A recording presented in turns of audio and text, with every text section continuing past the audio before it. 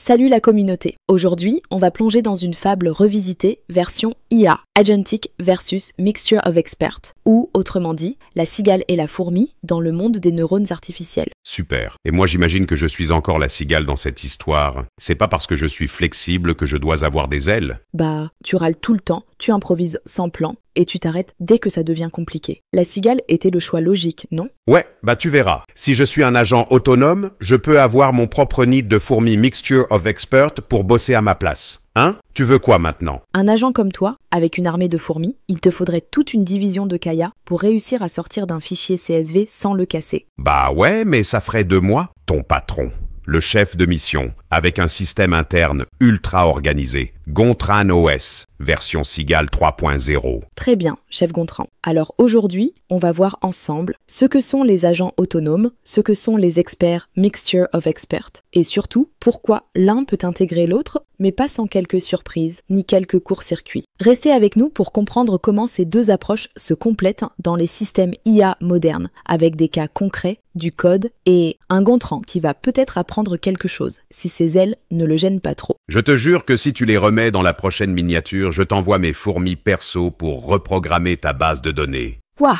arrête, tu me fais peur.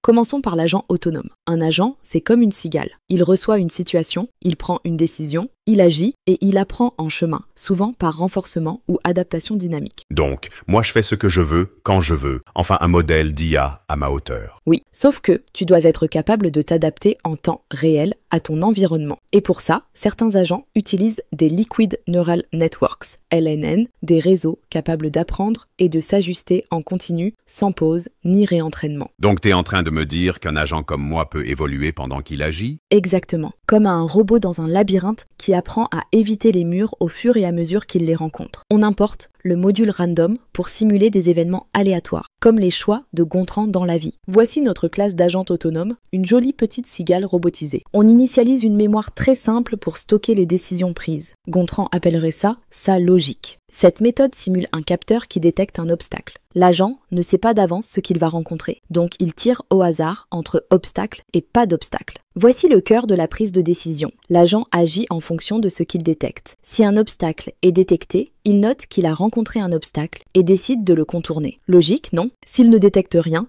il note qu'il a un passage libre et avance fièrement, comme Gontran quand il pense avoir compris un concept du premier coup. Maintenant, on instancie notre cigale robot et on le laisse prendre 5 décisions d'affilée, histoire de voir comment il réagit à l'environnement. À chaque tour, il observe, décide et agit. Ce n'est pas encore de la philosophie, mais c'est déjà pas mal pour une cigale. Facile, moi aussi j'évite les murs, sauf les murs sociaux. Maintenant, passons à la fourmi, ou plutôt au Mixture of Experts, MOE. Ici, on a plusieurs experts spécialisés dans des tâches très précises, et un gating mécanisme décide lequel activer. Donc c'est genre, t'as un expert pour faire le café, un autre pour classer les documents, et un pour dire que t'as encore tort. Exactement. Et ils sont tous entraînés séparément, mais coordonnés par un système central qui ne réfléchit pas, mais pondère selon la tâche. Ici, on définit 2 experts très spécialisés. Celui-ci fait du calcul pur. Il prend un chiffre et retourne son carré sans discuter. Celui-là, c'est notre expert littéraire. Il analyse, bon, en vrai, il affiche juste ce qu'on lui donne, mais c'est un début. Voici notre gating function, le répartiteur intelligent. Si la tâche est maths, on retourne l'expert des calculs. Sinon, on retourne celui du texte. Maintenant, on choisit aléatoirement une tâche entre maths et texte. En fonction de la tâche, le gating nous donne l'expert correspondant. On appelle l'expert avec la bonne donnée. Si c'est maths, on lui envoie un nombre, 7 ici. Si c'est texte, on lui envoie une chaîne de caractères, bonjour. Ce n'est pas l'expert qui décide quand il agit, c'est le poids attribué par le gating qui le lance. Pas d'improvisation, juste de la précision. Donc, si j'étais un agent autonome, je pourrais avoir mes propres fourmis MOE pour faire les tâches pendant que je supervise? Tu pourrais, en théorie. Mais pour que ça marche, il te faudrait une armée de mini-Kaya, chacune ultra efficace. Autant te dire que ça risque d'être un peu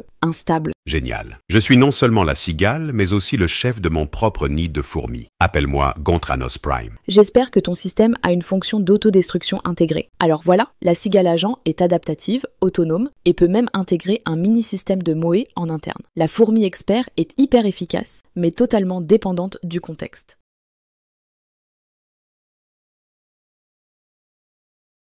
Ok, petite pause pédagogique, parce que là, Gontran commence à croire qu'être un agent, c'est juste faire ce qu'il veut quand il veut, et ça, c'est exactement ce qu'un agent bien conçu ne fait pas. Être agentique, ça veut dire quoi? Ça veut dire que l'entité, l'agent, n'attend pas qu'on lui dise quoi faire. Elle perçoit le monde, elle interprète, elle formule des buts, et surtout, elle peut prendre l'initiative d'agir pour atteindre ses buts. C'est le contraire d'un système réactif ou statique. Un agent peut décider d'explorer, reformuler sa stratégie si ça ne marche pas, ou même proposer de nouveaux sous-objectifs si le contexte change. Et quand on parle de système multi-agent, on va encore plus loin. On a plusieurs agents, chacun avec ses compétences, ses perceptions, ses objectifs, et pour éviter que tout ce petit monde parte dans tous les sens, on ajoute un orchestrateur. Ce n'est pas un chef autoritaire, c'est plutôt un coordinateur. Il connaît les capacités des agents, il suit ce qu'ils font, et il leur assigne parfois des objectifs partiels pour s'assurer qu'ils coopèrent intelligemment. Donc si on résume, un MOE, c'est une équipe de spécialistes qui n'agissent que si on les appelle. Un agent, lui, agit de lui-même, parfois en créant ses propres règles. Et dans un système multi-agent, on a un orchestrateur pour que tout ce beau monde travaille ensemble sans se marcher sur les capteurs. Donc si je suis un agent et que mes MOE bossent ensemble, mais que je me coordonne mal, je suis genre un open space mal ventilé, c'est ça? Exactement, mais un open space qui croit être une ruche intelligente. Bon Gontran, t'as vu ce que c'est qu'un agent autonome, mais maintenant, on va voir comment un orchestrateur gère plusieurs agents spécialisés, chacun avec une mission bien précise. Et non, je ne parle pas d'un chef tyrannique, mais d'un coordinateur intelligent. D'abord, j'importe random, parce qu'on va simuler un monde un peu imprévisible, à l'image de ton raisonnement. Ici, je vais définir 3 agents, un pour la navigation, un pour les obstacles, et un dernier qui observe quand il ne se passe rien. Oui, même ça s'analyse. Celui-là, c'est l'agent navigation. Si l'objectif est visible, il se met en marche. Lui, il gère les situations où un obstacle est détecté, pas comme Gontran, qui les collectionne. Et lui, il agit quand, il n'y a rien à signaler. Il observe, il explore, il garde l'esprit vif. Maintenant, place au cerveau du système, l'orchestrateur. Ce n'est pas un agent, c'est un coordonnateur. Il perçoit le contexte, choisit l'agent qui convient et le laisse faire son boulot. Dans Init, je crée un petit dictionnaire. À chaque type de situation, j'associe le bon agent. Ici, percevoir simule ce que le système détecte à un moment donné. On tire au hasard un contexte. En vrai, ce seraient des capteurs, une caméra ou même des données issues d'un lidar. Là, c'est juste Gontran qui ferme les yeux et devine. Orchestrer est la vraie magie. On perçoit la situation. On sélectionne l'agent approprié. On exécute son action. Ce n'est pas une IA qui improvise, c'est une architecture bien structurée où chacun connaît son rôle. Maintenant, je fais tourner le système 5 fois. À chaque tour, il perçoit, choisit un agent et agit. Et voilà, une structure simple, propre, efficace. Chaque agent est spécialisé. Il ne fait qu'une seule chose, mais il la fait bien. Et surtout, il ne décide pas de lui-même. Il attend d'être activé. C'est pour ça que ce n'est pas un système agentique. C'est un MOE-like, mais avec de vraies entités structurées, pas juste des fonctions isolées. Alors Gontran, tu vois la différence? Ici, chacun fait sa part. Pas de cigale improvisée. Juste des fourmis bien rangées, activées au bon moment. Un peu comme moi, quand je corrige tes scripts en douce. Bon, jusqu'ici, on a vu un orchestrateur qui pilote des agents passifs. Maintenant, on monte d'un cran. On va coder des agents semi-autonomes, capables d'agir seuls quand l'orchestrateur est silencieux. On entre dans le territoire des systèmes hybrides, mi-MOE, mi-agentique. Je garde random pour simuler les perceptions du monde. Ou l'humeur de Gontran, c'est pareil. Je vais créer une classe Agent Base. Tous nos agents vont en hériter. Chaque agent aura sa propre mémoire, une action orchestrée et une action autonome si personne ne l'appelle. La mémoire sert à se souvenir des derniers contextes rencontrés, pour pouvoir réagir seul si nécessaire. Gontran devrait en prendre de la graine. Agir orchestré, c'est la réponse à une commande explicite de l'orchestrateur. On enregistre la situation et on exécute proprement. Une IA bien dressée. Et là, c'est intéressant. Si l'orchestrateur ne dit rien, l'agent peut agir seul en se basant sur ce qu'il a vécu récemment. C'est pas un script, c'est un comportement émergent minimal. On frôle la conscience. Bon, j'ai dit frôle, sinon Domigeek va m'arracher la tête. Ces deux-là héritent directement. Ils sont spécialisés, mais gardent les comportements par défaut. Lui est un peu plus curieux. Même sans mémoire, il décide de partir explorer. On appelle ça une initiative contextuelle indépendante. Ou comme dirait Gontran, je me promène quand je sais pas quoi faire. Passons maintenant à l'orchestrateur souple, un peu plus malin que la version précédente. Ici, je mappe chaque type de situation à un agent spécialisé. Rien de nouveau jusque-là. Mais ici, nouveauté, non signifie qu'il n'y a pas d'ordre global. L'orchestrateur ne sait pas quoi faire. Donc, il se tait et laisse ses agents se débrouiller. Si le contexte est connu, on continue en mode centralisé. L'orchestrateur sélectionne le bon agent comme un bon chef d'orchestre. Mais si aucun signal clair n'est reçu, alors les agents reprennent le pouvoir. Chacun décide comment agir, seul, selon ce qu'il sait ou ce qu'il a vécu. Là, on est dans une approche hybride, piloter quand c'est nécessaire, distribuer quand c'est possible. On fait tourner tout ça 5 fois. On alterne entre décisions centralisées et initiatives locales. Et voilà, ce n'est ni un MOE pur, ni un agent libre absolu. C'est un système souple, intelligent, résilient. Et si Gontran pouvait faire la moitié de ça sans déclencher une alarme incendie, je serais déjà fier. Mais attends une minute. Le chef au centre qui choisit quel agent fait quoi, c'est pareil qu'un MOE, non ? Genre un gros MOE avec des bras? Non Gontran, pas du tout. Et je vais t'expliquer pourquoi. Et cette fois, concentre-toi. Dans un MOE, les experts sont purement réactifs. Ils ne savent rien du contexte global. Ils ne font que répondre à une requête lorsqu'ils sont activés par un gating mécanisme. Et une fois qu'ils ont répondu, silence radio. Pas de mémoire, pas d'initiative. Ici, ce qu'on a simulé, c'est un système multi-agent coordonné par un orchestrateur, où chaque agent possède sa propre mémoire, sa logique, et peut agir de lui-même si aucun ordre n'arrive. C'est pas un réflexe conditionné. C'est un système vivant, distribué, adaptatif. Ouais, mais il y a quand même un chef au centre qui décide. Oui, mais ce chef ne calcule pas un poids. Il n'impose pas une sélection automatique. Il observe, coordonne et fait confiance aux agents pour prendre le relais en cas de silence. C'est pas un gating mécanisme, c'est un chef de mission dans une équipe d'experts autonomes. Donc c'est comme moi, mais avec des subalternes compétents. Sauf que dans ton cas, on a remplacé les experts par des plantes vertes pour des raisons de stabilité. Mais c'est juste un autre nom pour la même chose. T'as un chef au centre, des spécialistes autour, c'est un MOE déguisé. Ok Gontran, imagine 2 scènes. Première scène, un chef d'orchestre humain dirige des musiciens. Chaque musicien est conscient, formé et capable d'interprétation. Le chef ne joue d'aucun instrument, mais coordonne les autres avec sa vision de l'œuvre. Si un imprévu arrive, une corde casse, une partition tombe, le musicien s'adapte en temps réel. Il peut prendre une décision localement sans attendre un nouveau signal du chef. Deuxième scène, ton cerveau. Quand tu résous un problème, ton cortex active plusieurs zones spécialisées. Langage, mémoire, vision, motricité fine. Ces zones ne sont pas conscientes. Elles ne choisissent pas d'agir. Elles sont activées par un flux interne, selon des poids biologiques. C'est un comportement MOE spécialisé, réactif, sans autonomie propre. Donc non Gontran, ce n'est pas la même chose. Un MOE, c'est comme ton cerveau activant des modules spécialisés automatiquement. Un système multi-agent, c'est comme un orchestre de musiciens humains. Ils coopèrent, mais chacun peut penser, décider, agir, même sans instruction directe. Donc moi je suis comme un chef d'orchestre avec un cerveau distribué et une armée de musiciens intelligents. T'es surtout comme un triangle qui veut diriger la philharmonie. Bruyant, peu utile seul, mais marrant quand il s'y croit.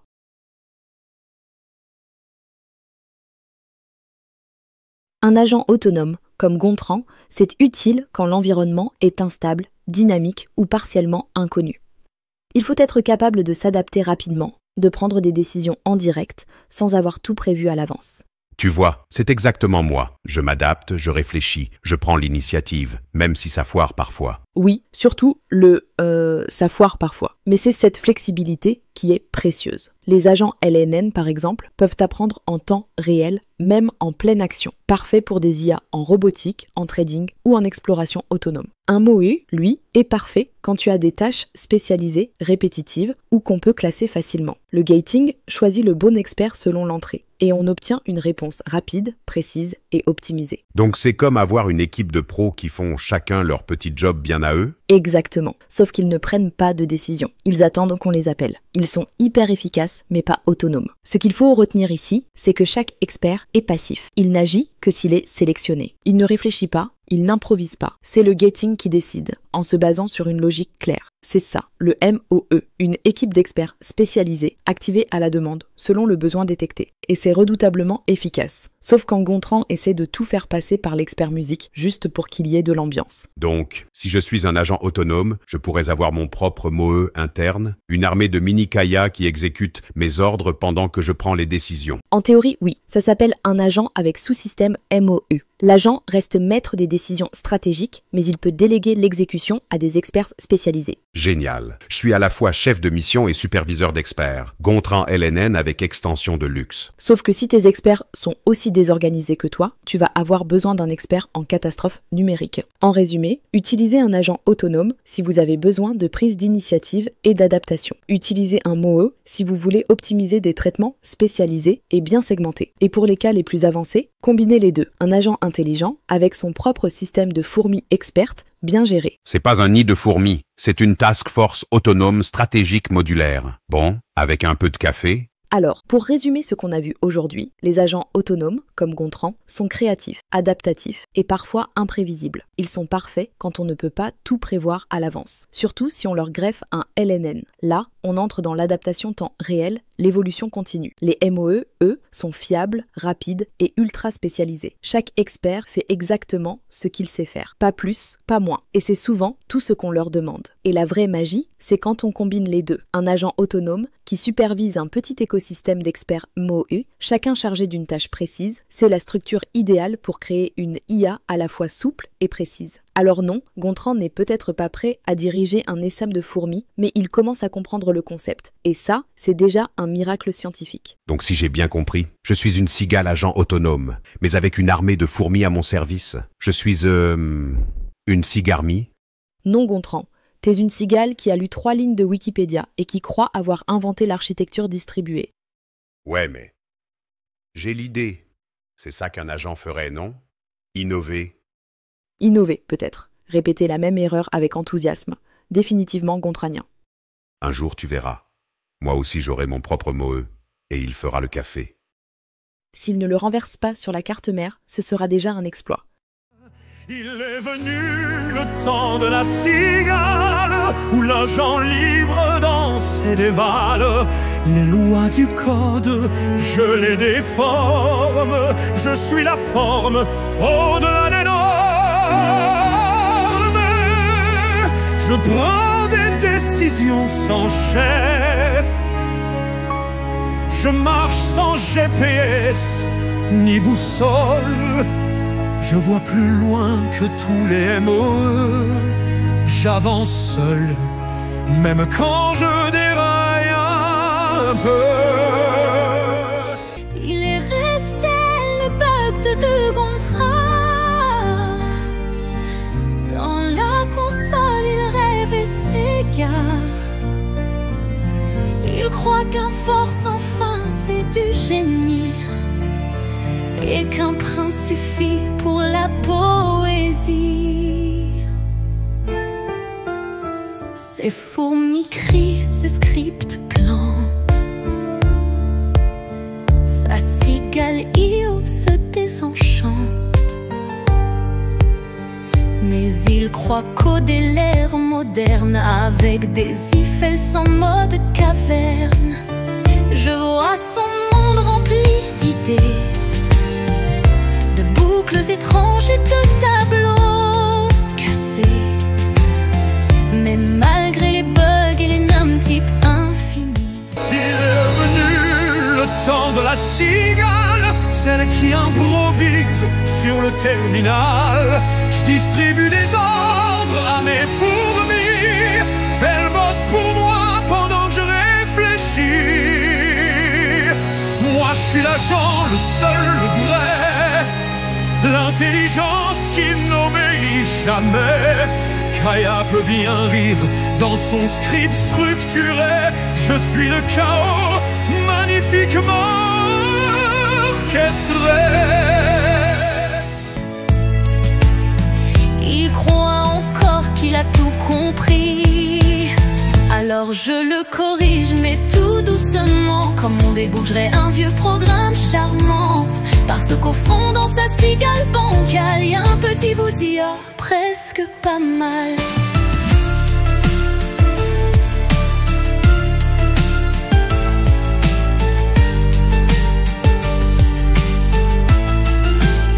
Ces fourmis crient, ces scripts peu plantent. Sa cigale Io se désenchante. Mais il croit coder l'ère moderne avec des Eiffels en mode caverne.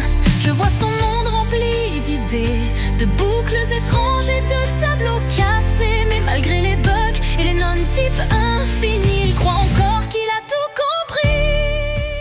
Il est venu le temps de la cigale, de l'autonomie un peu bancale.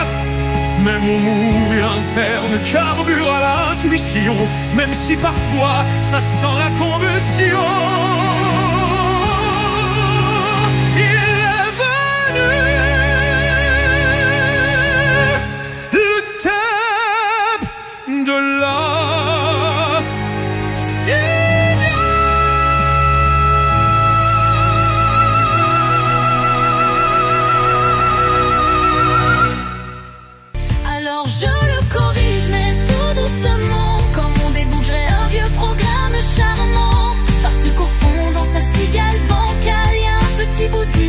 presque pas mal.